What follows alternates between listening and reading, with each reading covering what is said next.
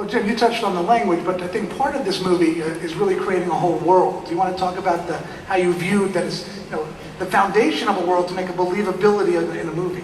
Well, we've done everything from figure out the ecology, the composition of the atmosphere, the geography, all the different species of animals and plants, to the Na'vi people, their culture, their history, their language. Dr. Paul Frommer, who was the head of linguistics at USC, or was at the time, spent 2 years working on the language and created a little Berlitz course for all the actors and would correct them very sternly, practically with a ruler slapped to the wrist if they mispronounced. Yeah, we also worked with a movement coach, Terry Notary, because it was about dehumanizing ourselves. In the Na'vi culture, it was simple things as nodding or shaking your head. These were human behavioral patterns that we do, but the Na'vi had a different way of saying yes or saying no, and even that was required a lot of research and inventiveness. So it made it a lot of fun too.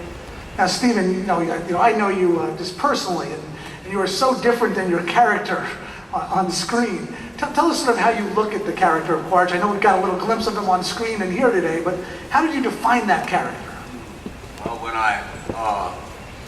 when I read the script, I fell for him immediately, because most actors love a good villain, and I suppose he would have to be characterized as the villain of the piece. But he brings his sense of mission, his sense of discipline, all appealed to me strongly.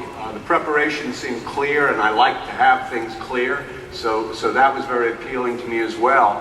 But I also say that in the context of this world that Jim wrote, there's just from the outside, as initially as a reader, I found him very moving for what he lacked, for the fact that his soul was in such a state of chaos and decrepitude. And what a sad thing to be in a place that you can characterize as Eden and not be able to understand it, not even to be able to see it. So I don't think that in any way I try to convey that through my performance, but I can tell you it's something that appealed to me strongly, and it's something that I think is very relatable to so many of our own people on planet Earth who've gone through the trials and the anguish of war. And that's where his soul got truncated, which was in all the dirty wars on Earth. So that's where I was kind of coming from. Well, why don't we open it up to the first question from the floor? Where are those questions coming from? Okay, over there. Let's get our first question for the panel. This question is for James. Sandwich John from SandwichJohnFilms.com and the Arnold fans. Do you have any projects maybe in mind for Arnold when he's out of office? Perhaps True Lies 2? Well, Arnold and I have discussed the possibility of him coming back to acting. I would not rule that possibility out, but Arnold loves a press conference just as much as the next guy, so I'm going to let him do any announcing. One last thing. What's your favorite sandwich? Mine's a pastrami on rye. Yourself? I'm good with pastrami on rye. Why, you got one? Next non-food related question from the floor. Hi, Mr. Cameron. My question is for you. You have to be one of my favorite directors, and I've seen every single one of your films. And I also want to thank you for making something that's creative and original. It's not a remake or a sequel. Hey.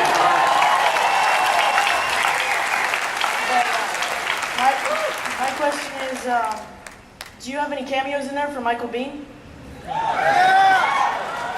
No, there was one military character that Michael would have been perfect for, and he's playing him. But Jim, if we go back in time, I think there was a story that even Stephen Lang was up for Michael Bihn's role in one of your prior movies, and Michael got that role. That's right, on Aliens. You came in on Aliens. I came in on Aliens 20 years ago or more.